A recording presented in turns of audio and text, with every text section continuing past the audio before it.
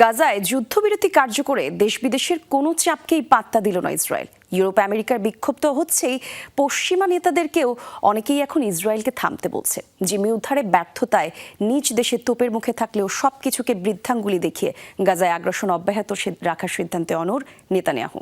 Shea butter, aloe vera ও vitamin E সমৃদ্ধ lily beauty soap.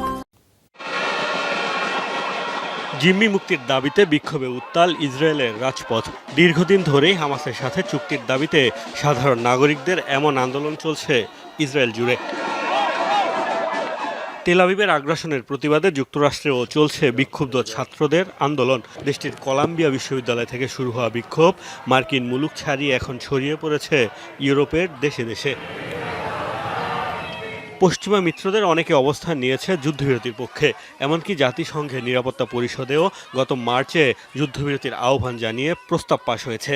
গাজায় দুর্ভিক্ষ পরিস্থিতির জন্য মানবাধিকার সংস্থাগুলোর তোপের মুখে পড়েছে ইসরায়েল।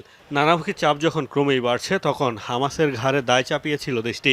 এখন যখন বিবৃতি দিয়ে প্রস্তাবে সম্মতি দিয়েছে ফিলিস্তিনি স্বাধীনতাকামী গোষ্ঠীটি, তখন নেতানিয়াহু সরকারই বেঁকে বসল। কয়েকদিন ধরেই খুব আশাবাদী ছিলাম, ভেবেছিলাম এবার যুদ্ধবিরতি হয়েই যাবে, কিন্তু সকালে ঘুম থেকে উঠেই হতাশ হতে হলো।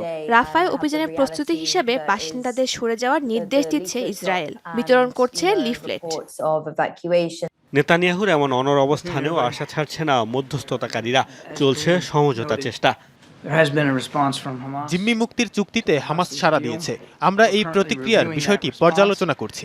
আমাদের অংশীদারদের সাথে এই বিষয়ে আলোচনা চলছে। সকালেও প্রেসিডেন্ট বাইডেন ইসরায়েলি প্রধানমন্ত্রীর সাথে 30 মিনিট ফোনে কথা বলেছেন, তাই আমরা আশাবাদী।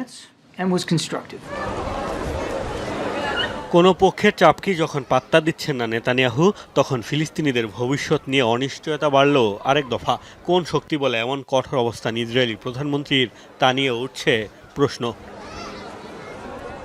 মোস্তফা মাহমুদ, যমুনা নিউজ।